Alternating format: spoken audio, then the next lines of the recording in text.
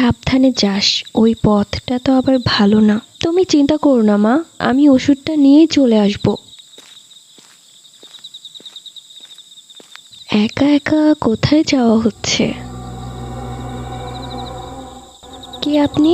কবরস্থানের পাশের বড় বটগাছের পেছন থেকে বেরিয়ে এলো সুদর্শন পাঞ্জাবি পরা টকবগে যুবক। আমার নাম কাইফ, আমি এই গাঁয়েই থাকি। ও আচ্ছা, আপনি কি আমাকে চেনেন? জি।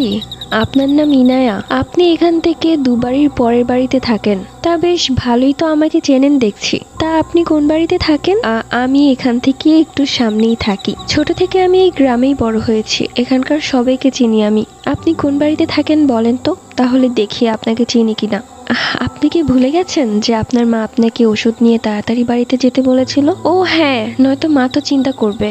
আচ্ছা আমি যাই। এরপর ওষুধ নিয়ে বাড়ি যাওয়ার পথে একটা কথা আমার খটকা লাগলো। আমার মা যে আমাকে ওষুধ নিতে পাঠিয়েছে সেই ছেলেটা জানলো কিভাবে? হাঁটতে হাঁটতে চলে এলাম সেই বটগাছের দিকেই, কিন্তু সেখানে আর কেউ নেই। থাকলে হয়তো বা আমি ছেলেটাকে জিজ্ঞেস করতাম। কিরে, তুই এত দেরি করলি কেন? আর বললো না মা, অনেক ভিড় ছিল যার কারণে দেরি হয়ে গেছে। তুমি উঠে বসো, তাড়াতাড়ি ওষুধটা খেয়ে নাও। দেখি জ্বরটা কমেছে কিনা। জ্বরটা মনে হচ্ছে বেড়েছে। এই নাও ওষুধটা খেয়ে নাও, দেখবে সকালেই জ্বরটা সেরে গেছে। মা, তোমাকে একটা কথা বলার ছিল। কি কথা বল? কবরস্থানের পাশে যে বড় বটগাছটা আছে না, কি হয়েছে সেখানে? না কিছু হয়নি, কিন্তু আমি যখন তোমার জন্য ওষুধ নিতে যাব তখন সেই গাছের পেছন থেকে একটা ছেলে বেরিয়ে এসেছিল। কি বলছিস? তোকে কিছু বলেছে? হ্যাঁ, ছেলেটা কিভাবে যেন আমার নাম জানে, আবার বলে দিল যে আমি কোন বাড়িতে থাকি। কি বলছিস? ছেলেটাকে তুই চিনিস? ছেলেটাকে তো আমি চিনি না, কিন্তু ছেলেটা বলল ছেলেটার নাম কাইফ, সে এখানেই থাকে। কাইফ নামের কোনো ছেলেকে তো আমরা চিনি না, হয়তোবা তোকে একা পেয়ে তোর সাথে মজা করেছে। তুই বড় হচ্ছিস, তোকে নিয়ে আমার কত চিন্তা। আমারই ভুল হয়েছে তোকে একা একা যেতে দেওয়া। আরে মা, তুমি শুধু শুধু চিন্তা করছো। ছেলেটাকে তো ওরকম খারাপ মনে হলো না, ভালোই দেখতে। ঠিক আছে, আমি কালকে তোর বাবাকে সেখানে পাঠিয়ে জিজ্ঞেস করব ছেলেটাকে। রাতে ঘুমানোর সময় বারবার ছেলেটার কথাই মনে পড়ছে। ছেলেটার চাউনি কেমন যেন একটা মায়াবী রহস্যময়। সে কি করে জানলো যে আমার মা আমাকে ওষুধ কিনতে পাঠিয়েছিল? এরপর কখন যে ঘুমিয়ে পড়েছি তা আমি নিজেও বলতে পারবো না। সকালে উঠে মায়ের কপালে হাত দিয়ে দেখলাম জ্বর একদম সেরে গেছে। মা, বাবা কোথায়? সকালবেলায় তো তোর বাবার আসার কথা ছিল, কিন্তু আসেনি, হয়তোবা কাজের চাপ বেশি পড়ে গেছে। আন্টি ইনায়া কোথায়? ও তো ঘরেই আছে, যাও ওর সাথে দেখা করে এসো। কি রে ইনায়া, কালকে না তোর আমার বাড়িতে যাওয়ার কথা ছিল, গেলি না যে? কি করে যাব বল, কালকে মায়ের অনেক জ্বর এসেছিল, আর বাবাও বাড়িতে নেই, তাই আমাকে একা একা ওষুধ কিনতে যেতে হয়েছে। কি বলিস? আন্টির এত শরীর খারাপ, আমাকে সাথে করে নিয়ে গেলেই তো পারত। আচ্ছা রূপা, তুই কি কাইফ নামের কোনো ছেলেকে চিনিস? কাইফ? এটা আবার কে? আরে কবরস্থানের পাশে যে একটা বট গাছ আছে না, সেখানকারই কোনো এক বাড়িতে থাকে। কি বলিস? সেখানে তো আমার খালামণিদের বাড়ি। আমি তো খালামণির বাড়িতে প্রায় যাওয়া আসা করি, কখনো তো এই নামের কাউকে দেখলাম না। তাহলে যে সে বলল সে ওখানে থাকে। ইনায়া, তোর সাথে কেউ মজা করেছে। যাই বলিস না কেন, আমার কেমন যেন ঘটকা লাগছে। ঘটকা লাগছে কেন? ছেলেটা কি করে জানলো যে আমি ওষুধ কিনতে যাচ্ছি? মনে হচ্ছে ছেলেটা তোকে ফলো করেছে, কিন্তু আমি তো। ধুর, বাদ দে তো। জানিস, টুম্পাদের গাছে আম ধরেছে, টুম্পা বলেছে তোকে নিয়ে যেতে। মা, আমরা দুজন টুম্পাদের বাড়িতে যাচ্ছি। ঠিক আছে, কিন্তু সন্ধ্যা হওয়ার আগেই চলে আসবি। টুম্পাদের বাড়িতে গিয়ে আম খেতে খেতে আড্ডা দিয়ে প্রায় সন্ধ্যা হয়ে গেল। আরে মা তো আমাকে বলেছিল সন্ধ্যার আগে বাড়িতে আসতে, মা আমাকে নির্ঘাত মেরেই ফেলবে। তোরা থাক, আমি গেলাম। ইনায়া, তুই কি যেতে পারবি নাকি আমি তোকে এগিয়ে দিয়ে আসবো? আরে চিন্তা নেই, আমি যেতে পারবো। টুম্পাদের বাড়ি থেকে বের হওয়ার পর বারবার ইচ্ছে করছে সেই বটগাছের সামনে যেতে। ছেলেটাকে দেখতে পেলে জিজ্ঞেস করব সে কি করে জানলো যে আমি ওষুধ কিনতে যাচ্ছি। ছোট থেকে আমি এরকমই, কোনো কিছু শুনলে গবেষণা করে সেই অবধি না পৌঁছানো পর্যন্ত আমার শান্তি হয় না। হাঁটতে হাঁটতে পৌঁছে গেলাম সেই বটগাছের সামনে। বটগাছের সামনের ওর বাড়িতে উকি দিতে লাগলাম, কিন্তু ছেলেটাকে আর দেখতে পেলাম না। অনেকক্ষণ খোঁজাখুঁজির পর যখন ছেলেটাকে পেলাম না, তখন ভাবলাম যে ধুর, বাড়িতে চলে যাই। সেখান থেকে চলে যাব, ঠিক অমনি পেছন থেকে কেউ বলে উঠলো, ইনায়া, তুমি কি আমাকে খুঁজছিলে? আপনি কোথায়? ওপরে তাকিয়ে দেখো, আমি ওপরে আছি। আমি তখন বটগাছের নিচে দাঁড়ানো। ওপরে তাকিয়ে দেখি ছেলেটি বটগাছে বসে আছে। এমনিতে সাদা পাঞ্জাবি পরা, তার উপর তার গা থেকে আলো বের হচ্ছে। আমি তার দিকে তাকিয়ে চোখের পলক ফেলতে পারছিলাম না। তখনই সে এক বিদঘুটে হাসি দিয়ে নিচে নেমে এলো। ভয়ে আমার বুকটা থরথর করে কাঁপছে। আমি কার সাথে কথা বলতে এসেছি? সে তো মানুষ না। কি হয়েছে ইনায়া, চোখ বন্ধ করে রেখেছো কেন? তুমি তো আমার সাথে কথা বলতে এসেছিলে। তাকিয়ে দেখলাম সে একদম আমার সামনে দাঁড়িয়ে আছে। চোখটা কান্নাটা বন্ধও করতে পারলাম না, সেখানে জ্ঞান হারিয়ে মাটিতে পড়ে গেলাম। আমার জীবনে আমি এত ভয় কখনোই পাইনি। তোমরা কমেন্ট করে জানাবে ইনায়ের জায়গায় যদি তোমরা থাকতে তাহলে তোমরা কি করতে এইরকম একটা সিচুয়েশনে। গল্পে ফিরে যাচ্ছি। চোখ খুলে তাকিয়ে দেখলাম আমি আমার ঘরে, আমার পাশে মা বসে আছে, মাথায় পানি পট্টি দিচ্ছে। চোখ খুলে তাকানোর সাথে সাথে মা আমাকে বলল, ইনায়ের বাবা, ইনায়ের জ্ঞান ফিরেছে। আমি উঠে বসলাম, মাকে বললাম, কি হয়েছে আমার, আর আমি এখানে কি করছি? তুই বটগাছের নিচে অজ্ঞান হয়ে পড়েছিলি, তোর বাবা আসার পথে তোকে পেয়েছে, আর এইদিকে সন্ধ্যা পার হয়ে রাত হয়ে গেছে। তোকে খুঁজতে না পেয়ে আমি তোর বান্ধবীর বাসাও গিয়েছিলাম, তারা বললো তুই অনেক আগেই চলে গিয়েছিলি। তাহলে তুই বটগাছে কি করতে গিয়েছিলি? কি জানে কি করতে গিয়েছিলাম, কিছুই তো মনে পড়ছে না। ইনার মা, ওকে এত চাপ দিও না, ও পরে সুস্থ হলে সবকিছু বলবে। সেই রাতে আমার প্রচন্ড জ্বর আসে, এতই জ্বর আসে যে আমি আবল তাবল বলছিলাম। সারা রাত মা আমার পাশেই ছিল, আমার সাথেই ঘুমিয়েছে। সকালবেলা আমার জ্বরটা সেরে গেল। দেখি জ্বর আছে কিনা, না, একদম জ্বর চলে গেছে। এখন বলতো ইনায়া, কাল রাতে কি হয়েছিল তোর সাথে? তুই কেন সে বটগাছের সামনে পড়েছিলি? কিছুই হয়নি মা, তুমি আমাকে নিয়ে অযথা চিন্তা করো না। বিকেলে রূপা আর টুম্পা আমাদের বাড়িতে আসে আমাকে দেখার জন্য। কিরে ইনু, তুই তো কালকে আমাদের বাড়ি থেকে বের হলি, তাহলে তুই ওই বটগাছে কি করতে গিয়েছিলি? মনে হচ্ছে ওই কাইফ নামের ছেলেটাকেই খুঁজিতে গিয়েছিল। তা তুই কি ওই ছেলেকে পেয়েছিলি? হ্যাঁ, পেয়েছিলাম, কিন্তু একটা কথা শুনলে তোর অবাক হয়ে যাবি। কি কথা? এটাই যে সে ছেলেটা কোনো মানুষ না। মানে কি বলছিস তুই এইসব? ইনায়া, তুই যে ছোটবেলা থেকে একজন গোয়েন্দা সংস্থায় কাজ করিস, সেই ছেলেটাকে জানে? এই বলে ওরা দুই বান্ধবী হাসতে লাগলো। হাসছিস? বেশি করে হেসে নে, কিন্তু দেখিস একদিন এই ছেলের বউ হয়ে দেখিয়ে দিব তোদেরকে। এরপর ওরা চলে যায়। সন্ধ্যার দিকে আমি মাকে গিয়ে বললাম, মা, আমি একটু টুম্পার বাড়িতে যাচ্ছি। এই সন্ধ্যাবেলা টুম্পার বাড়িতে যাওয়ার দরকার কি? টুম্পার কাছে আমার বাংলা বই আছে, আর আমার পরীক্ষা না, আমি পড়বো কিভাবে? তো এটা এখনই মনে পড়ার দরকার ছিল, আগে আগে গিয়ে নিয়ে আসতে পারলি না? দাঁড়া, আমিও যাবো তোর সাথে। আরে টুম্পাদের বাড়ি এখান থেকে এখানে, তুমি আমার সাথে যাবে? ওর মা কি বলবে? এমনিতে রূপার মা সেই দিন ওদের বাড়িতে গিয়েছিল দেখে টুম্পার মা মুখ ভার করে রেখেছিল। কালকেও টুম্পার মায়ের সাথে আমার দেখা হয়েছিল, কই আমাকে তো কিছু বললো না। আরে তোমার মুখের সামনে কি কিছু বলবে নাকি? বলে তো আমাদের সামনে, আর সেগুলো শুনতে আমাদেরই খারাপ লাগে। তুমি থাকো, বাংলা বইটা নিয়ে চলে আসবো। এরপর মাকে উল্টাপাল্টা বুঝ দিয়ে আমি চলে গেলাম আবারও সেই বটগাছের দিকে। কাইফ, আপনি কি আছেন এখানে? কাইফ, আমার সামনে আসুন। অনেকক্ষণ ডাকাডাকির পর যখন কেউ আসলো না, তখন আমি ভাবলাম যে বাড়িতে চলে যাই। মনে হলো বাড়িতে যাওয়ার আগে আরেকটা বার ডাক দেওয়া উচিত। কাইফ, আমি চলে যাচ্ছি, আর জীবনও আসবো না, ভালো থাকবেন।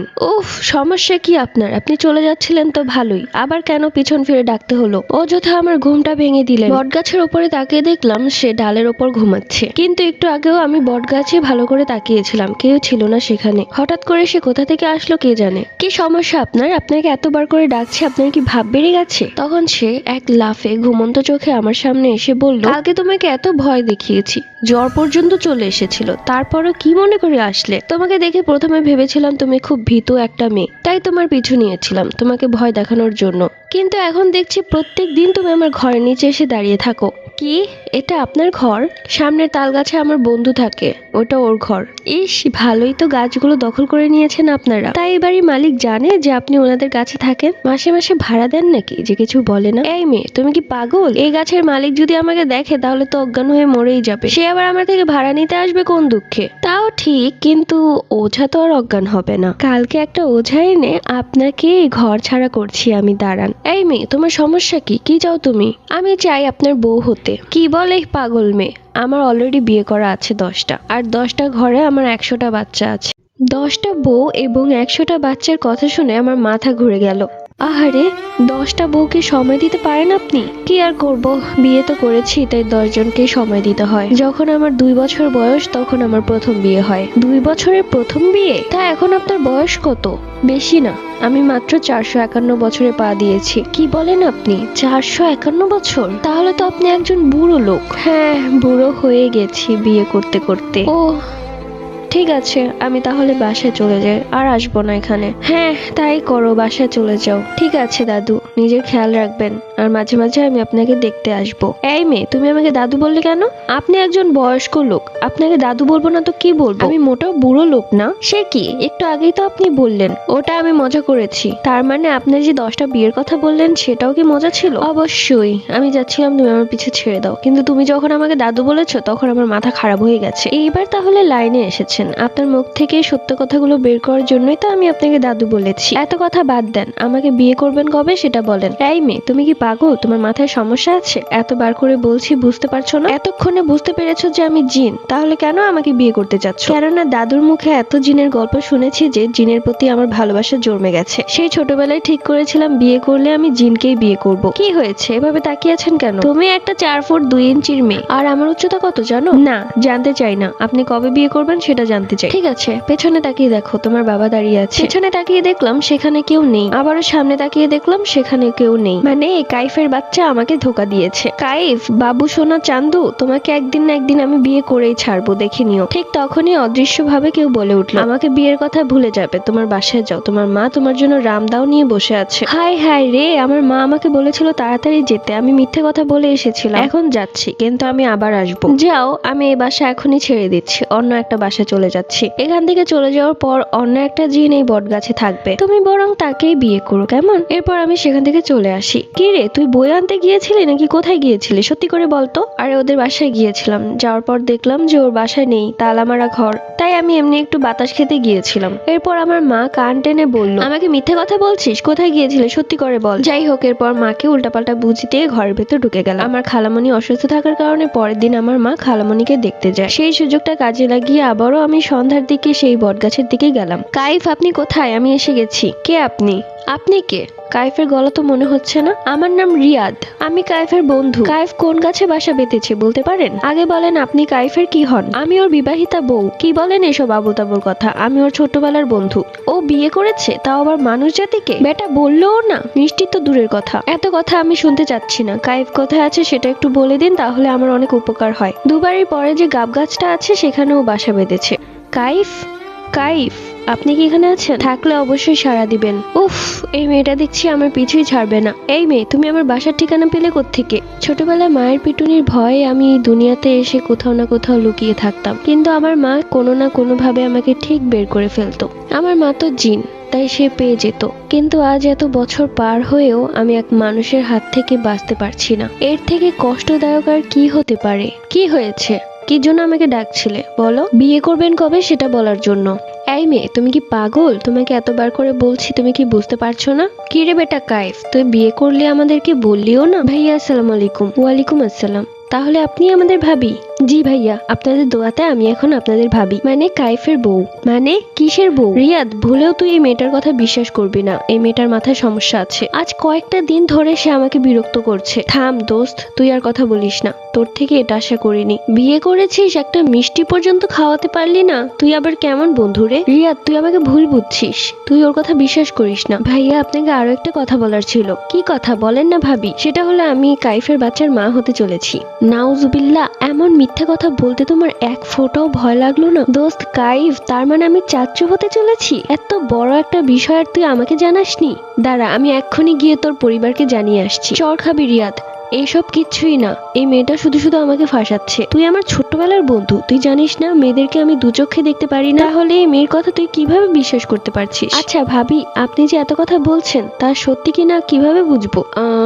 সত্যি কিনা সেটা বলতে পারবো না, বাট আমার যেটা মনে হয়েছে আমি সেটাই বলেছি। দেখেছিস দোস্ত, আমি কি বলেছিলাম? এই মেয়েটার মাথায় সমস্যা আছে। এখন নিজের কথায় নিজে ফেঁসে গেছে। তুই বুঝতে পারছিস না আমার এত বছরের ঘরটা আমি কি জন্য ছেড়ে দিলাম? শুধুমাত্র এই মেয়েটার জন্য। এই মেয়েটা আমাকে এত বেশি অশান্তি করে রেখেছে যে কি বলবো। ভাই, আমার মাথা ঘুরছে, আমি আর এখানে থাকতে পারছি না। তোরা কথা বল, আমি গেলাম। রিয়াদ দোস্ত, তুই আমাকে এই পাগলের সাথে একা রেখে যাস না। এই মেয়েটার সাথে থাকলে আমি পাগল হয়ে যাব। কাইফ, আমাকে নিয়ে ঘুরতে চলো না। ঘুরতে যাবে? ঠিক আছে চলো, তোমাকে আজকে এমন একটা জায়গায় ঘুরতে নিয়ে যাব যে কাঁদতে কাঁদতে মরে যাবে। তাই নাকি? কি এমন জায়গা আছে যে আমি কাঁদতে কাঁদতে মরে যাব? আমিও গিয়ে দেখবো। ঠিক আছে, চোখ বন্ধ করো। ঠিক আছে, করলাম। এবার চোখ খুলো, দেখো তো কোথায় এসে পড়েছো। ও বাবারে, এটা কোন জায়গা? এত অন্ধকার কেন? কিছুই তো দেখতে পাচ্ছি না। ইস, এই বাজে দুর্গন্ধ আসছে কোত্থেকে? কি বলছো? আমরা তো ঘুরতে এসেছি। বমি আসছে আমার। এটা কোথায় সত্যি করে বলেন তো? এটা হচ্ছে ড্রেনের ভেতর। এই, আপনি এত খারাপ কেন? এই নর্দমার মধ্যে কেউ ঘুরতে যায় নাকি? আমি এখন বমি করে অজ্ঞানী হয়ে যাব, আমাকে তাড়াতাড়ি এখান থেকে নিয়ে যান। ঠিক আছে ঠিক আছে, বমি করো না যেন। তোমার মতো এরকম একটা জলহস্তি অজ্ঞান হয়ে গেলে আমি সেখান থেকে বের করবো কিভাবে? ইনায়া, এই ইনায়া, চোখ খুলো। আরে বাবা, মরে গেলে নাকি? মরে গেলে তো আমি বিপদে পড়ে যাব। আমি কোথায়? চিন্তা নেই, তুমি এখন আর ড্রেনের ভেতর নেই, তোমাকে আমি সেখান থেকে উদ্ধার করে নিয়ে এসেছি। তখন আমি তার বুকে একটা ঘুষি মেরে বললাম, আপনার মতো এরকম পাগল জিন আমি জীবনও দেখিনি। এরকম একটা মেয়েকে এত খারাপ একটা জায়গা নিয়ে গেলেন কি করে? আপনাকে তো পুলিশে দেওয়া উচিত। আমার কি দোষ? তুমিই তো বলেছিলে ঘুরতে যাবে, আমি তোমাকে বলেছিলাম সেখানে গেলে তুমি পাগল হয়ে যাবে কাঁদতে কাঁদতে, তারপরও তুমি বলেছো যে তুমি সেখানেই যেতে চাও। যাই হোক, এখন কয়টা বাজে? রাত 1টা বাজে। সর্বনাশ হয়ে গেছে, মা আমাকে আজকে মেরেই ফেলবে। এতক্ষণে তো ভেবেই নিয়েছে আমি কোনো ছেলের হাত ধরে পালিয়েছি। ঠিকই তো আছে, তুমি তোমার মায়ের একটু গণধোলাই খাও, তাহলে যদি তোমার একটু বুদ্ধিশুদ্ধি হয় আর আমিও যদি একটু শান্তিতে থাকতে পারি। এগুলো কি বলছেন কাইফ? আপনার স্ত্রী বিপদে পড়েছে আর আপনার মুখে এইসব কথা? এই কিসের স্ত্রী? বারবার স্ত্রী স্ত্রী কেন করো? তোমার মতো এত পাগল মেয়েকে আমি বিয়ে করব না। তাহলে কাকে বিয়ে করবেন আপনি? তুমি হয়তো জানো না যে আমার জন্য পরীদের লাইন লেগে থাকে, তারপরেও আমি কাউকেই পাত্তা দেই না। আর তুমি হয়তো জানো যে পরীরা কত সুন্দর হয়, তোমার থেকেও 1000 গুণ সুন্দর। চরিত্রহীনের মতো কথা বলবেন না, আপনার চোখের জন্য আমি সুন্দরী হই। যাই হোক, আমাকে আমার বাসায় নামিয়ে দিয়ে আসুন। এত রাতে আমার একা একা যেতে ভয় করে। ইস, তোমার মতো মেয়েদের ঢং দেখে আর বাঁচি না। জিনের সাথে প্রেম করার জন্য বট গাছের নিচে দাঁড়িয়েছিলে, যেই শুনেছো আমি গাব গাছে এসেছি, এখন আবার গাব গাছে এসে দাঁড়িয়ে আছো। আবার একা একা যেতে নাকি বেশি ভয় করছে। তোমার ঢং দেখে আর বাঁচি না, আমার খুব ভয় করছে। আমাকে প্লিজ বাসায় দিয়ে আসুন, আমার মা আমাকে মেরেই ফেলবে। মনে হচ্ছে এতক্ষণে মাইকে অ্যালার্ন করে দিয়েছে আমার নিখোঁজ হওয়ার খবরটা। পারবো না, তুমি একা একাই যাও। ঠিক আছে, আপনাকে আর বলবো না। সামনে যেতে যেতে দেখলাম বকাটে কিছু ছেলে দাঁড়িয়ে আছে। আমাকে একা দেখে তারা বলল, অয় মামা দেখ, মাইয়াটা কিন্তু সেই। আমি জোরে জোরে হাঁটতে লাগলাম, তারা আমার পিছু নিচ্ছে। আমার ভয়ে বুক থরথর করে কাঁপছে। মনে মনে বলতে লাগলাম, কাইফ আমাকে বাঁচান এসে। কিছুক্ষণ পরে দেখলাম তারা কেউ আমার পিছনে আর নেই। পেছনে তাকিয়ে দেখি তারা সবাই মাটিতে অজ্ঞান হয়ে পড়ে আছে এবং সেখান থেকে বেরিয়ে আসলো কাইফ। ও মাই সুপার হিরো, আপনি এসেছেন আমাকে বাঁচানোর জন্য। ডোন্ট ওয়ারি না বেবি, আমি চলে এসেছি। আমি সবসময় চাচ্ছিলাম যে আমার জীবনে এরকমই একটা সুপার হিরো জিন আসুক। এখন আর চিন্তা নেই, চলো আমি তোমার পিছন পেছনই যাচ্ছি। তোমার মা দেখি তোমার জন্য কি নিয়ে বসে আছে। আপনি ভয় দেখাবেন না, আমার খুব ভয় করছে। বাড়িতে গিয়ে দেখলাম মা উঠোনে মাথায় হাত দিয়ে বসে আছে, বাবাও। আমার মা বিল্লাপ দিয়ে বলছে, ওগো আমার মেয়েটা কার সাথে যেন পালিয়েছে গো। কিছুদিন ধরে একা একা কোথায় যেন যাচ্ছিল, আমি খবরই নিতে পারিনি। তোর যদি কোনো ছেলেকে ভালো লাগতো আমাকে বলতি, আমি তোকে বিয়ে দিয়ে দিতাম। পালিয়ে যাওয়ার কি দরকার ছিল? মা আর কাঁদতে হবে না, দেখো আমি এসে গেছি। মুখ পড়ি, তুই এখন এসেছিস আমাদের মান সম্মান ডুবিয়ে? কেন, আমি আবার কি করলাম যে তোমাদের মান সম্মান ডুবে গেল? কোথায় ছিলি তুই? এত রাতে কোথা থেকে আসলি? হঠাৎ করে মা বাবা শান্ত হয়ে গেল। তার হাসি মুখে আমাকে বলল, ঘরে যেয়ে বস, আমি তোর পছন্দের রান্না করেছি। কাইফ জিন তার পাওয়ার দিয়ে আমার মা বাবার রাগ শান্ত করে দিয়েছে। মা বাবার মুখে এত হাসি দেখে আমি অবাক হয়ে গেলাম। কি ব্যাপার কাইফ, এটা আপনি কি করে করলেন? এটা হচ্ছে আমার পাওয়ার। বেশি কথা বলো না মেয়ে, আমাকে তোমাদের বাড়িতে নিয়ে যাবে না? আবার কি বলেন? বউ বউ না বললে আমাদের বাড়িতে যেতে পারবেন না। হ্যাঁ, আমি তোমাকে বউ বলবো আর তুমি আমার গলায় ঝুলে পড়বে, তাই তো? অত সোজা না। ঠিক আছে, আজকে না বলুন, একদিন না একদিন তো আমি আপনার বউ হবই। যাই হোক, আমাদের ঘরে আসো। বাবা, এটা তোমার রুম? এত নোংরা।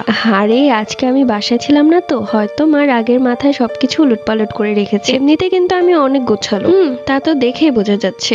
ঘরের মধ্যে এত ধুলা কেন?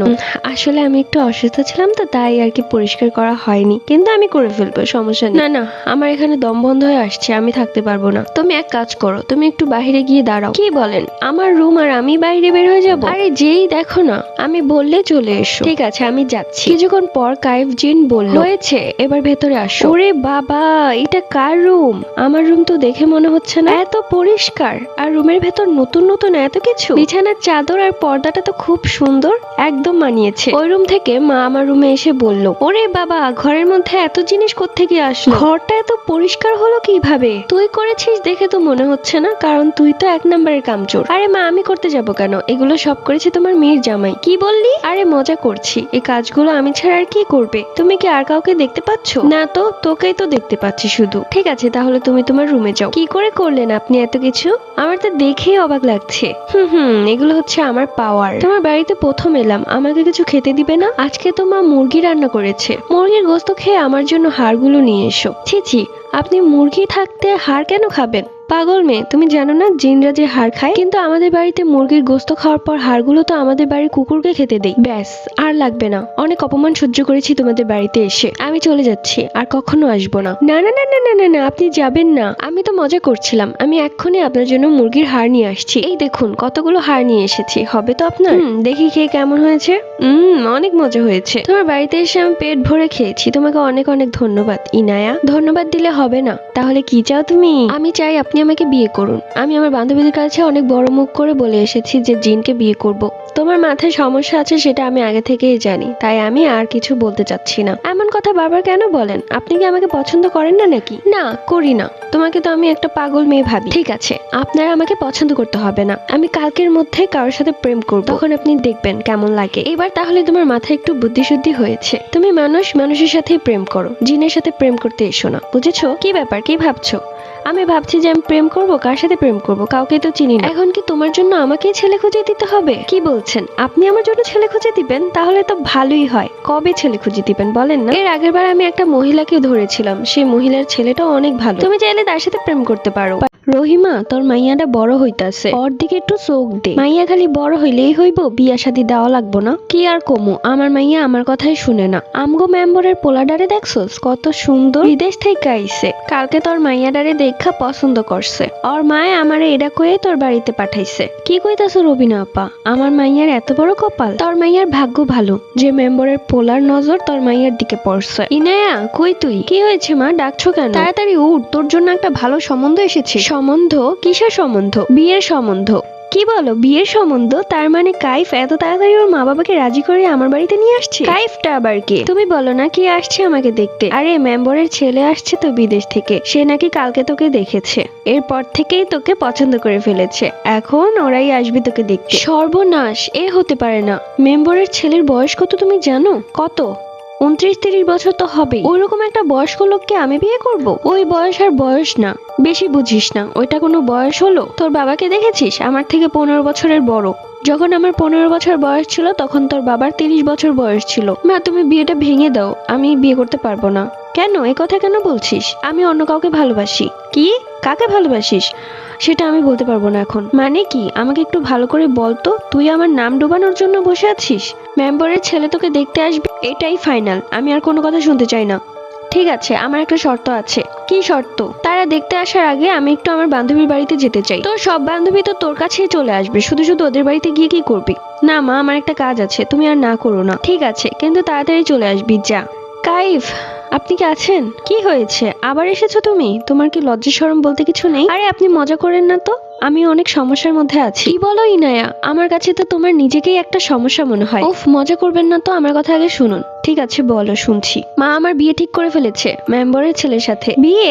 ভালো তো। আমাকে মিষ্টি খাওয়াবে কিন্তু। একটা থাপ্পড় মারবো। আমার বিয়ে হচ্ছে আর আমি আপনাকে মিষ্টি খাওয়াবো? আপনি আমাকে পালিয়ে নিয়ে কোথায় যাবেন সেটা বলেন। তোমাকে আমি পালিয়ে নিয়ে যাব কেন? তোমার বিয়ে হচ্ছে, এটা তো আরো আনন্দের কথা। তোমার বিয়েতে কিন্তু আমি অবশ্যই আসবো। কি উপহার চাও বলো আমাকে? ধুর, আপনি সবসময় এরকমটাই করেন। ঠিক আছে, আপনার কোনো সাহায্য লাগবে না। আমার বিয়ে হয়ে গেলে তখন আপনি বুঝবেন। আরে রাগ করেছো? রাগ করো না, সব ঠিক হয়ে যাবে। চাও? কিচ্ছু ঠিক হবে না। আমার অন্য জায়গায় বিয়ে হয়ে গেলে আমি কি করে থাকবো? কেন? কেন আপনি বুঝেন না? কি বুঝবো? আমাকে বুঝিয়ে বলো তো। কারণ আমি যে আপনাকে অনেক ভালোবেসে ফেলেছি। তোমার লজ্জা করছে না? মেয়ে হয়ে ছেলেকে প্রপোজ করছো। লজ্জা কিসের? ভালোবাসার কথাই তো বলেছি। চুরি ডাকাতির কথা তো আর বলিনি। বাসায় যাও তুমি এখন, পাগল কোথাকার। ঠিক আছে, আপনি কিন্তু অবশ্যই এসে বিয়েটা ভেঙে দিয়ে যাবেন। আমার ঠেকা পড়েছে, যাও তুমি। বিকেল বেলা মা আমাকে খুব সুন্দর একটি শাড়ি পরিয়ে দিল। এরই মধ্যে তারা আমাকে দেখতে চলে এসেছে। আমাকে যে দেখতে এসেছে সে যেন আমার থেকে চোখই সরাতে পারছে না, বারবার আমার দিকেই তাকিয়ে আছে। মন চাচ্ছে একটা মুখ বাড়িয়ে ঘুষি মারি। বিয়েটা ঠিক হয়ে গেল, অথচ কাইফের বাচ্চা আসতো না। কি হয়েছে ইনায়া, এভাবে মন খারাপ করে আছিস কেন? মা, তুমি বিয়েটা ভেঙে দাও। এই ছেলেকে আমার একদমই পছন্দ হয়নি। এখন এসব বলার কোনো মানে নেই। এই বিয়েতে তোর বাবাও রাজি আর আমিও রাজি। এরপর মা মায়ের রুমে চলে যায়। আমি রুমের লাইট অফ করে জানালার পাশে বসে আছি। চোখে আমার পানি টলমল করছে। ছেলেটাকে আমার একটুও পছন্দ না। বাবা মা আমার মতামত ছাড়াই আমার বিয়ে ঠিক করে ফেলেছে। আমি যে কাইফ জিনকে অনেক বেশি ভালোবেসে ফেলেছি তার কথা খুব মনে পড়ছে। কিছুক্ষণ পরেই যেই না আমি জানালাটা লাগাতে যাব অমনি কেউ বলে উঠল, কি হয়েছে, মন খারাপ কেন? আপনি এসেছেন? না আসলেই তো ভালো হতো। আমার বিয়ে ঠিক হয়ে গেছে, তাও আবার মেম্বরের ছেলের সাথে। আমি তো জানি সবকিছু, আমাকে নতুন করে বলতে হবে না। আপনি এত পাষাণ কেন? আপনার কি একটু কষ্ট হচ্ছে না? আমার যদি অন্য কারোর সাথে বিয়ে হয়ে যায়? কষ্ট তো হবে একটু। তাহলে আপনি বসে আছেন কেন? এক্ষুনি মেম্বরের ছেলের কাছে গিয়ে তাকে এমন ভয় দেখান যাতে সে বিয়েটা ভেঙে দেয়। সেটা তো আমি করতে পারবো না। বিয়ে ভাঙা পাপ, আর আমি জেনে শুনে কোনো পাপ করতে চাই না। আপনি এমন কেন? আপনি কি আমাকে ভালোবাসেন না? সত্যি বলতে তোমার প্রতি আমার কোনো ভালোবাসাই আসে না। ঠিক আছে, তাহলে আজকে থেকে আপনি আর কখনোই আমার সামনে আসবেন না। এভাবে বলছো কেন? আমি আসলে তো তুমি খুশি হও না। আমি আর কখনোই খুশি হব না। আমি চাই আপনি আসবেন না, কখনোই আসবেন না আমার সামনে। এই বলতে বলতে আমার চোখ দিয়ে টপ টপ করে পানি পড়তে থাকে, আর আমি কাইফ জিনের সামনেই জানালাটা বন্ধ করে দিই। অন্ধকার রুমে শুয়ে শুয়ে আমি কাঁদতে থাকি। আমি কাকে ভালোবাসলাম তো, তাও আবার একজন জিনকে, যে কিনা আমার মনের ব্যথা বুঝে না। কান্নাকাটি করে অনেকক্ষণ পর আমার মনে হলো যে তার মুখের উপর এভাবে জানালাটা লাগিয়ে দেওয়া ঠিক হয়নি। তাই আমি জানালাটা খুলি, কিন্তু সেখানে আর কাউকেই দেখিনি। ভাবলাম হয়তো সে চলে গেছে, কিন্তু কাইফ জিন তখনও সেখানেই দাঁড়িয়ে ছিল। সে অদৃশ্য ছিল। ইনায়া তাকে দেখতে পারছিল না। আসলে কাইফ জিনও ইনায়াকে ভালোবেসে ফেলেছে, কিন্তু সে চাচ্ছে না যে তার জন্য ইনায়ার বিয়ে ভেঙে যায়, এবং একজন জিনের কারণে মানুষ জাতির বিয়ে ভেঙে যাওয়া অনেক বেশি লজ্জাজনক। দেখতে দেখতে ঘনিয়ে এলো বিয়ের দিন। লাল বেনারসিতে ইনায়াকে অনেক বেশি সুন্দর লাগছে, একদম লাল টুকটুকে বউ লাগছে। এই কয়েকদিন ইনায়া একদমই ঘর থেকে বের হয়নি। সারাদিন রুমের এক কোনায় নিজেকে গুটিয়ে রেখেছিল ইনায়া। প্রত্যেকদিন রাতে কাইফ জিন এসে ইনায়ার জানালার পাশে দাঁড়িয়ে ইনায়াকে কান্না করতে দেখেছে, এবং সেও কান্না করেছে। চলে এলো বরযাত্রী। এই সর বউকে দেখতে দে। ইস, দেখ আমার ভাইয়ের বউকে কত সুন্দর লাগছে। আমার ভাইয়ের সাথে কিন্তু অনেক মানিয়েছে। আমি তখনও খাটের এক পাশে বসে ফুপিয়ে কাঁদছি। কি হয়েছে ভাবি, তুমি এভাবে কান্না করছো কেন? তোমার তো কোনো কষ্ট নেই। বিয়ের পর যখন ইচ্ছা তখন তুমি তোমার বাপের বাড়িতে চলে আসতে পারবে, কেউ তোমাকে কিচ্ছু বলবে না। ইনায়াকে যখন ঘর থেকে বাহিরে বের করা হলো, তখন কাইফ জিন তাদের উঠোনে থাকা আম গাছের পেছন থেকে ইনায়াকে দেখছে। লাল বেনারসিতে ইনায়াকে কত সুন্দর লাগছে। কাইফ জিন মনে মনে বলতে লাগলো, অনেক হয়েছে রাগ অভিমান, ইনায়া শুধু আমার বউ হবে আর কারণ। কিন্তু এখন এগুলো ভাবার সময় নেই, কাজী চলে এসেছে। অমুক বংশের নাতি, এমুক বংশের ছেলে, বলুন কবুল কবুল। এবার কাজী যাচ্ছে ইনায়ের কাছে। ইনায়ের তো ইচ্ছে করছে কাজীকে একটা লাথি মারতে। কাজী ইনায়ের পাশে বসতেই ইনায়া হঠাৎ করে গায়েব হয়ে গেল। সবাই তাকিয়ে হতভাগের মতো তাকিয়ে আছে। ইনায়ের মা দৌড়ে এসে বিলাপ দিয়ে বলল, হাই হাই রে, আমার মাইয়া কই গেল? বিয়ে বাড়ির সবার মধ্যে হুলস্থুল বেঁধে গেল। মেয়েটা কোথায় গেল? একটু আগে তো স্টেজেই বসা ছিল। এ কি, আমি কোথায়? কাইফ জিন আপনি? আর এটা কোথায় নিয়ে এসেছেন আমাকে? চিন্তা করো না ইনায়া, তুমি ভালো জায়গায় আছো। তোমার বিয়ে ভেঙে গেছে। কি বললেন আপনি? এটা কি সত্যি? কি করব বলো? তোমাকে অন্য কারো বউ হতে দেখে আর সামলাতে পারছিলাম না নিজেকে, তাই তো তোমাকে সবার সামনে তুলে নিয়ে এসেছে আমার দুনিয়াতে। ওয়াও, এটা আপনার দুনিয়া, একদম রাজপ্রাসাদের মতো। ইস, আমার যে কি ভালো লাগছে। ভুলেও আমাকে এখান থেকে তাড়ানোর চেষ্টা করবেন না। আরে ইনায়া মা, তুমি চলে এসেছো? তোমার জন্য কখন থেকে আমরা অপেক্ষা করছি। আসসালামু আলাইকুম। আপনি নিশ্চয়ই কাইফের মা। ঠিক ধরেছ, আমি ওর মা, তোমার শাশুড়ি। সালাম কথাবার্তা শেষ হওয়ার পর কাইফের মা বলল, আজ রাতেই তোমাদের বিয়ে হবে। এই কথা শুনে আমি খুশিতে সেখানেই লাফাতে লাগলাম। ইনায়া, এটা কি করছো? তুমি বাচ্চাদের মতো লাফাচ্ছ কেন? মা, কিচ্ছু মনে করো না। ও বড় হয়েছে, কিন্তু ওর জ্ঞান বুদ্ধি বাচ্চাদের মতোই। ঠিক আছে কিছু বলিস না ওকে। খুশির ঠেলায় লাফাচ্ছে। লাফাতে লাফাতে শাড়ি খুলে গেছে। এ কি, আপনি ওইদিকে মুখ করে আছেন কেন? লাফাতে লাফাতে তোমার শাড়ি খুলে গেছে, ওইটা ঠিক করো আগে। ঠিক আছে, এখন দেখেন। ঠিক আছে, ঠিক আছে, চলেন আমরা ঘুরতে যাই। কোথায় ঘুরতে যাবে? আপনাদের এখানে সবচেয়ে সুন্দর জায়গায় ঘুরতে যাব আমি। নীল পাহাড়ে ঘুরতে যাবে আমার সাথে? নীল পাহাড়? হ্যাঁ, নীল পাহাড় খুব সুন্দর জায়গা। যাবে? হ্যাঁ যাবো, এক্ষুনি নিয়ে চলুন আমাকে। ওয়াও, এত সুন্দর জায়গা আমি কখনো দেখিনি। এত সুন্দর। আর এই নীল পাহাড়ে লাল শাড়িতে তোমাকে খুব সুন্দর লাগছে। আমি দৌড়ে গিয়ে কাইফকে জড়িয়ে ধরলাম। ছি, আস্তাগফিরুল্লাহ, এগুলো কি করছো তুমি? পাগল নাকি আপনি? টিভি দেখেন না? হিন্দি পাহাড়ি সং গুলোতে নায়িকা দৌড়ে এসে নায়ককে জড়িয়ে ধরে। পাগল নাকি তুমি? আমি কি নায়ক আর তুমি কি নায়িকা? আপনি তো নায়ক থেকে কোনো অংশে কম না। ওইদিকে দেখা যায় বিয়ে বাড়িতে গণক এসেছে। গণক ভাই, যত টাকা লাগে দিব। আপনি বলেন আমার বউ কোথায় আছে? সে নিয়ে গেছে। কে নিয়ে গেছে আমার বউকে? জিন নিয়ে গেছে। আশিক জিন। আগে আমি মানা করেছিলাম এই মেয়েকে বিয়ে করতে। চলাফেরা এই তো মেয়ের একটু সাথে ভালো ভূত ছিল আছে, না, আমি ওরা আগে সব বুঝতে তাই পেরেছিলাম। হারিয়ে যেত। সুন্দরী মেয়ে দেখে জিনের নজর পড়েছে। বিয়েটা ভেঙে গেল, সবাই চলে গেল যার যার বাড়িতে। ছেলে এক কোনায় বসে কাঁদছে। কিরে রাফি, কাঁদছিস কেন? ইনায়াকে আমি অনেক ভালোবেসে ফেলেছি, ও আমাকে ছেড়ে চলে যাবে আমি ভাবতেও পারিনি। আরে ও কি গিয়েছে নাকি? জিন উঠিয়ে নিয়ে গেছে। আমি ওকে ছাড়া কি করে বাঁচবো? ওকে যখন দেখেছিলাম তখনই আমি ওকে ভালোবেসে ফেলেছিলাম। এই মেয়েকে তো জিন নিয়েই গেছে, মনে হয় না এই মেয়ে আর ফেরত আসবে। তুই এক কাজ কর, অন্য একটা মেয়েকে বিয়ে করে ফেল। ওইদিকে কাইফ জিন ইনায়াকে জড়িয়ে ধরে রেখেছে যেন হারিয়ে না যায়। ইনায়া, তুই কোথায় চলে গেলি মা? বিয়েটাও যে ভেঙে গেল। ইনায়ার মা, তুমি কান্না করো না। কিভাবে যে কান্না আটকে রাখবো? ইনায়া কি বেঁচে আছে?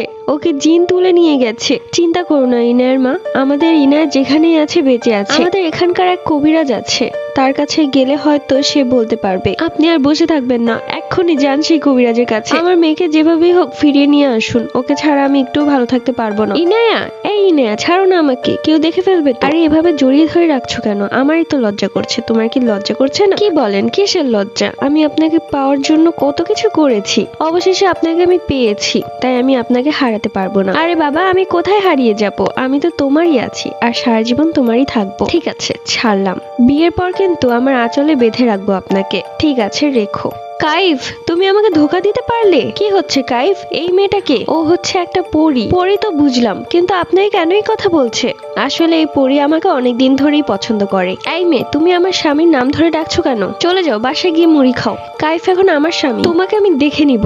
তুমি আমার কাইফকে আমার থেকে ছিনিয়ে নিয়েছো। ওর জন্য আমি কত পাগল জানো তুমি? আর সামান্য একটা মানুষ জাতি হয়ে আমার কাইফকে আমার থেকে ছিনিয়ে নিলে। আরে ইনায়া, বাদ দাও ওর কথা। কাইফ, তুমি আমার সাথে এমনটা করতে পারলে? সামান্য একটা মানুষ জাতির জন্য তুমি আমাকে ধোকা দিতে পারলে? কিসের ধোকা? আমি কি তোমার সাথে কখনো প্রেম করেছি? উল্টো তুমি আমার পেছনে ছিলে, আমি তো কখনোই তোমার পেছনে ছিলাম না। তুমি আমার মতো একটা পরীকে কাঁদিয়ে খুব ভুল করলে কাইফ, এটার ফল একদিন তুমি পাবে। এরপর সেই পরী সেখান থেকে চলে যায়। কি হয়েছে ইনায়া, তুমি কেন রাগ করে আছো? রাগ করে থাকবো না, ওই মেয়েটা এসে কিভাবে আপনার নাম ধরে ডাকছিল। আরে ভালোবাসলে মানুষ একটু অন্ধ হয়ে যায়, তুমি কি তোমার কথা ভুলে গেছো? রাত 1টা পর্যন্ত আমার জন্য গাব গাছের নিচে এসে দাঁড়িয়েছিলে, ভুলে গেছো? না, ভুলিনি, আর ভুলতেও চাই না। আমি চাই শুধু আপনি আমারই থাকুন। আমি তো তোমারই আছি আর সারা জীবন তোমারই থাকবো। আজ রাতে আমাদের বিয়ে হবে। ওইদিকে দেখা যায় ইনায়ের বাবাকে। বাবা, এই যে আমার মেয়ের ছবি, দেখুন না ও কোথায় আছে। গণক বলেছে ওকে জিন নিয়ে গেছে। তোর মেয়েকে জিন নিয়ে গেছে, এটা সত্যি কথা।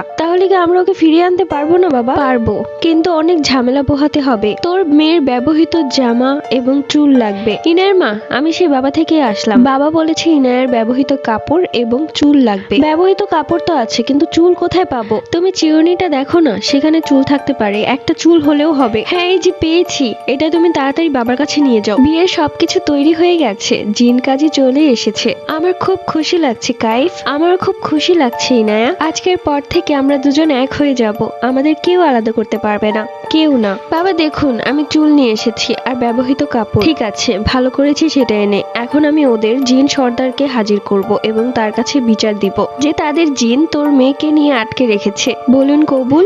কবুল। ইনায়া, বলুন কবুল। ঠিক তখনই ইনায়া গায়েব হয়ে যায়। ইনায়া কোথায় গেল? আমি বুঝতে পেরেছি, ওর বাবা নির্ঘাত কোনো কবিরাজের কাছে গেছে, আর সেই কবিরাজি ইনায়াকে নিয়ে গেছে। আরে আমি এখানে কি করে এলাম? আমার তো বিয়ে হচ্ছে আর আমি এখন কবুল বলবো। মা, ইনায়া তুই বেঁচে আছিস? বাবা, তুমি তুমি কি করে এলে এখানে? তুমি এখন নিরাপদ ইনায়া, তোমাকে আমরা সেখান থেকে নিয়ে এসেছি। এই তাবিজটা হাতে বেঁধে দিচ্ছি, তাহলে সেই জিনটা তোমার সামনে আসতে পারবে না। কি করছেন এগুলো? আমার আজকে বিয়ে, আর বিয়ের সময় শেষ হয়ে যাচ্ছে, কেন আমাকে তুলে নিয়ে এসেছেন? মা, ইনায়া তুই এগুলো কি বলছিস? তোর বিয়ে তো রাফির সাথে। কিসের রাফি? আমি ওকে পছন্দ করি না, আমি শুধু কাইফকে ভালোবাসি। তোর মেয়ে সেই জিনের প্রেমে মগ্ন, তাই সে সেই জিনকে ছাড়া কিছুই বুঝতে পারছে না। এই তাবিজটা তোর মেয়ের হাতে শক্ত করে বেঁধে দে, তাহলে সেই জিনকে ভুলে যাবে। বাবা, তুমি এটা কি করছো? আমার হাতে এটা কি বাঁধছো? চিন্তা করিস না মা, আমি তোর ভালোর জন্য এটা বেঁধে দিচ্ছি। বাবা, আমরা এখানে কি করছি? আমার না আজকে বিয়ে হওয়ার কথা ছিল। হ্যাঁ, তোর তো বিয়ে রাফির সাথে, তো এখানে কি করছি আমরা? তাড়াতাড়ি চলো, এখানে থাকতে আর ভালো লাগছে না আমার। সবাই শান্ত হও, এখনই আমি সেই জিনকে হাজির করব। ইনায়া, আমি চলে এসেছি। কে আপনি? আমাকে চিনতে পারছো না? আমি কাইফ, তোমার হবু স্বামী। কাইফ? কাইফ নামের তো আমি কাউকে চিনি না। কি বলছো এগুলো? তুমি আমাকে কি করে বলতে পারো? আমি কাইফ, কাইফ জিন। তুমি আমাকে ভালোবাসতে। দুঃখিত, আমি কাইফ নামের কাউকে চিনি না। আর আজ আমার বিয়ে হচ্ছে মেম্বারের ছেলের সাথে, তার নাম রাফি। বুঝতে পারছি এই কবিরাজের বাচ্চা আমাকে ভোলানোর জন্য তোমাকে তাবিজ বেঁধে দিয়েছে। হ্যাঁ, তোমার হাতে থাকা তাবিজটা খুলে ফেলো, তাহলে তোমার সবকিছু মনে পড়ে যাবে। ভুলেও মা এই কাজ করিস না, তাহলে ও তোর ক্ষতি করবে। আমি তোমার ক্ষতি করব কেন ইনায়া? আমি তো তোমাকে ভালোবাসি। ঠিক তখনই কাইফদের জিন সর্দার সেখানে হাজির হয়ে যায়। কি করছো কাইফ? তুমি জিন জাতি হয়ে কেন আমাদের মান সম্মান ডোবাচ্ছ? বিশ্বাস করুন জিন সর্দার, আমি জোর করে ইনায়াকে নিয়ে যাইনি। ইনায়া নিজের ইচ্ছায় আমার সাথে গিয়েছে। ও আমাকে ভালোবাসে, আমিও তাকে অনেক ভালোবাসি। ইনায়া কাইফকে সত্যি বলছে? কি বলছেন আপনারা? আমি তো কিছুই বুঝতে পারছি না, আর আমি তাকে চিনি না। এগুলো কি বলছো ইনায়া? তোমার কি মাথা খারাপ হয়ে গেছে? তুমি সবকিছু ভুলে গেছো? আসলে জিন সর্দার ওর হাতে তাবিজ বাঁধা, যার কারণে ও আমাকে ভুলে গেছে। এরপর জিন সর্দার কাইফের মা বাবাকে অনেক অপমানিত করে, বলে আপনার ছেলে একজন মানুষ জাতিকে আটকে রেখেছে। কাইফের বাবা মা বলে যে মেয়ে নিজের ইচ্ছা এসেছে, কিন্তু সেটা কেউ বিশ্বাস করে না। ইনায়াকে বাড়িতে নিয়ে যাওয়া হলো। ইনায়ার কোনো কিছুই মনে পড়ছে না, সে যেন সবকিছুই ভুলে গেছে। ইনায়া, মা তুই এসেছিস? তুই আমাকে ছেড়ে যাস না মা, আমি মরেই যাব। কি হয়েছে মা? আমি তো কিছুই বুঝতে পারছি না, আমি এখানে কি করে এলাম? আজকে তো আমার বিয়ে হওয়ার কথা ছিল রাফির সাথে। হ্যাঁ, আমি তাদেরকে বলে দিয়েছি, তারা সবাই চলে আসছে। কাইফ ইনায়ার সামনে আসতে পারছে না, কেননা ইনায়ার হাতে তাবিজ বাঁধা। দূর থেকে বলছে, ইনায়া তোমার হাতে তাবিজটা খুলে ফেলো, তাহলে তোমার সবকিছুই মনে পড়ে যাবে। আমি আর এখানে থাকতে পারছি না, আমাকে যে কোনো সময় চলে যেতে হবে এখান থেকে। কিন্তু ইনায়া হাতের তাবিজ খুলে না। কিরে ইনায়া, তোর কথা খুব মনে পড়ছিল, অবশেষে তুই চলেই আসলি। কেন রে রুম্পা, আমি কোথায় গিয়েছিলাম তুই কি বলতে পারিস? হ্যাঁ, তুই তো কাইফ জিনের সাথে ছিলি।